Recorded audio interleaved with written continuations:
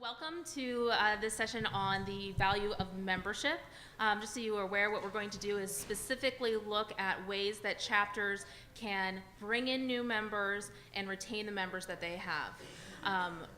And the way that we got here, we've been doing research over the last year, testing different messages, looking at different times of sending mailings, looking at different opportunities, different places to collect membership, looking at different methods of collecting membership. So all of this together has helped us understand some key issues, including who our members are, why they join, and when they join. So I'm hoping that information provides us some guidance as we go through this conversation. Before I start, I do want to take a moment to make sure that everyone in this room is aware of all of the membership resources that you have available to you in terms of personnel. You have both staff on membership staff at the UNA USA offices, and there's also a membership subcommittee of the CCR steering committee. And if you ever have questions or concerns and you don't want to speak directly to UNA USA staff, you're welcome to contact them as well. So first, I'm going to introduce our volunteers. Donna Rosa is in the back. I'll ask you to stand or wave. Yeah, there we go. Donna is the chair of the membership subcommittee, and we've been working on, you can talk to her about these things, but what we've been working on this last year are really looking at best practices and member benefits, thinking about what our member benefit package is and what items, what things we can add to that. So she's helping us with that, and we will hopefully be able to announce new member benefits coming up throughout the rest of the year. Also on the committee, Olga Widener. Olga, do you want to stand for a moment for everyone? There you go.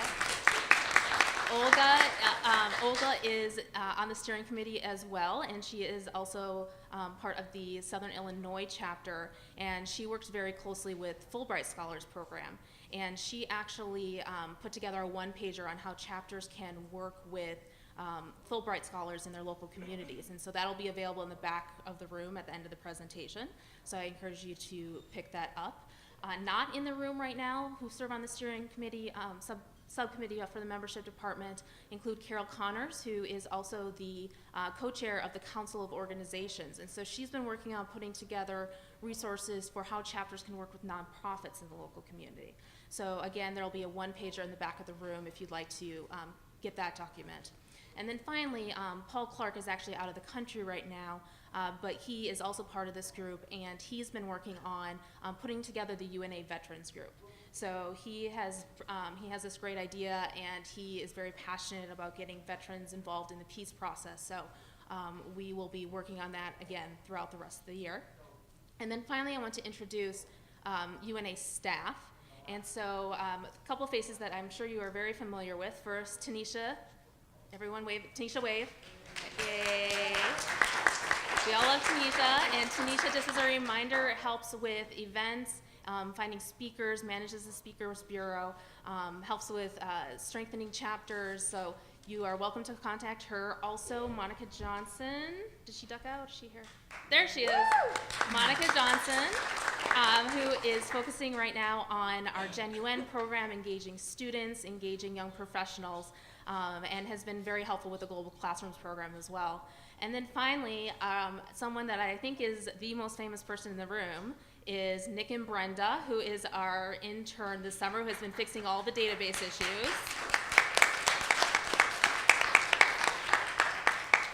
I was trying to get him to wave. There we go. And unfortunately, Nick's time with us is about to end, and so his last day will be next Friday. But luckily, we already have a superstar intern to replace him to help us, and that is Wes.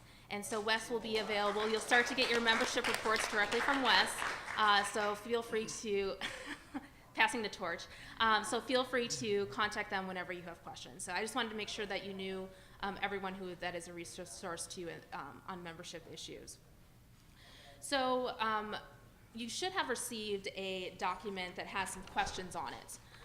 If you've not received this, please raise your hand and we'll get one to you. But it is titled Value of Membership, Member Growth and Retention. And we're going to spend the first couple of minutes here completing that so that we have some thoughts in our head as we start this conversation. And so what I'll have you do is complete it on your own and then talk to the people at your table and really think about this. The key questions that are most vital are questions 4 and 5, thinking about who you partner with and thinking about your chapter's best membership value that you offer to your chapter members. So let's go ahead and give this about 5 minutes. So the reason that I had you complete these is because these questions are going to guide our conversation as we go through the rest of today. And joining us with these conversations are my 2 colleagues to the left. First, I want to introduce Javier, who is the membership chair for the Tampa Bay chapter. And as you are aware, they had a pretty significant increase in membership since last year and just received the one of the annual awards for membership growth. And then also we have with us Najeen, who is who works on Genuine and works with students and young professionals in Southern California and has really been helping to test what Genuine can be in the local community. So we'll be hearing from her as well. So to begin, let's talk about what membership is and how we get people to join. So as you guys recall, and I'm sure that many of you have been part of these conversations, throughout last year we have worked with several people to try and get a better understanding of what membership is at UNA USA. We have worked with an organization, with a company called McKinley Consultants to look at the renewal cycle. We are currently working with consultants from American Express that are helping us with messaging to young people and transitioning free student members to paid members. We have done several focus groups as well as looked at data from all of the annual reports that we've received over the last 2 years. So all of that data together has helped us do this. Right off the bat, I do want to say, because I know that this continues to be an ongoing issue, and that is the database. And I know that there is not a little frustration in this room about the database, but a lot of frustration in this room about the database. And that is valid frustration. I want you to know that there was an issue earlier this year where we had a data problem where people were assigned to wrong chapters. And many of you are probably still trying to sort that out. Unfortunately, there has not been a way for us to unsort them, so we need you to continue to look at your membership reports and let us know if somebody is missing. Nick has been data scrubbing constantly. The error that caused the problem has been fixed, but unfortunately the effects of the problem continues to, every time. I hate microphones and I get myself in trouble every time. Let's try this. Better? Okay. And so Ginger, you are officially in charge of telling me when I'm too far away from the microphone. Okay? Okay.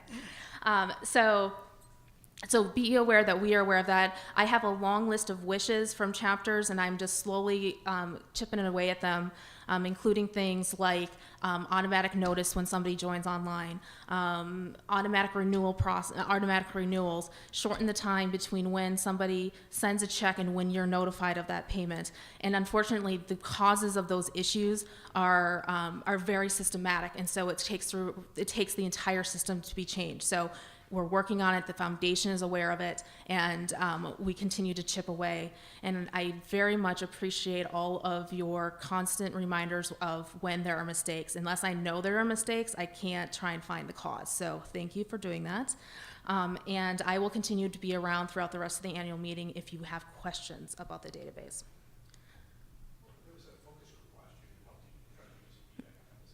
Yes, absolutely. So some of the best feedback we received from members, not just on the database, but on all membership issues, was through a couple of focus groups.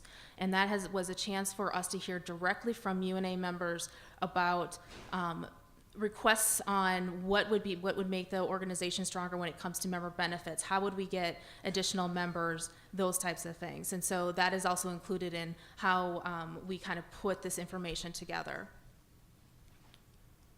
Okay. So when we have put all that information together, one of the things that we discovered is people join or don't join an organization because of their member value.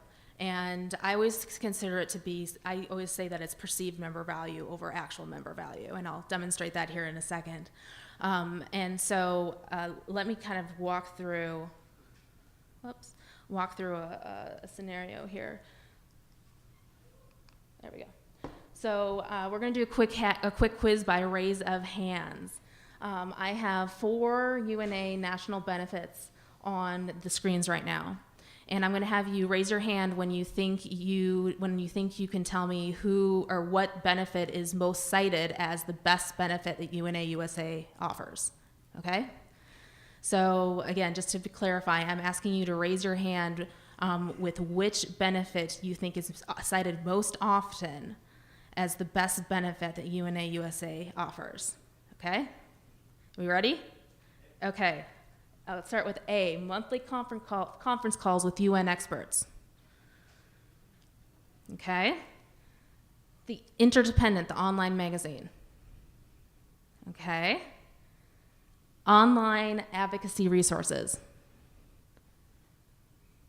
Okay. And finally, the World Bulletin, which is that monthly email that we send. Okay. You guys ready for the answer? Do the panelists want to guess? It is not none of them. Oh. It's the monthly conference calls. So our research shows that when we ask UNA members what the most important benefit we offer, this is the response we get. And so there's another piece of this, though, that I think we need to understand as well. When we look at the data of what benefits are being accessed by members, the information is a little different. Let me show you.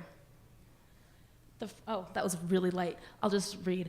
So the most used of those 4, the most used benefit is access to our online advocacy resources. That is the benefit that is the part of the website that is visited usually second to the Global Classrooms information. Second is the World Bulletin, and we're tracking that by the open rate on the World Bulletin. We're assuming if you open it, you at least read part of it. And then the next one is the Interdependent, the online magazine. That one gets a lot of online traffic from non-members as well. And then finally, the monthly conference calls. We usually have, just more than 100 individuals on those calls. We have 14,000 members. And yet that is the benefit that people cite the most often as the best benefit that UNA USA offers. So, yes.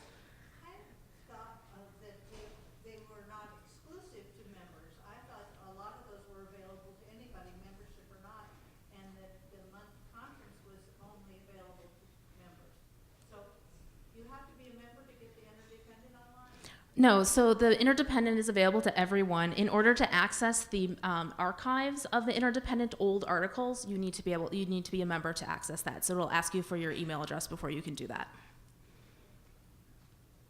Okay, so the overall thing here is sometimes we have to do things not because it is being accessed or because members are taking advantage of it, but because it is providing an opportunity to show our members that they have some kind of exclusive benefit. These calls are members-only calls, and as a member, you have exclusive access to talk to a UN expert, someone from the UN, someone from the State Department.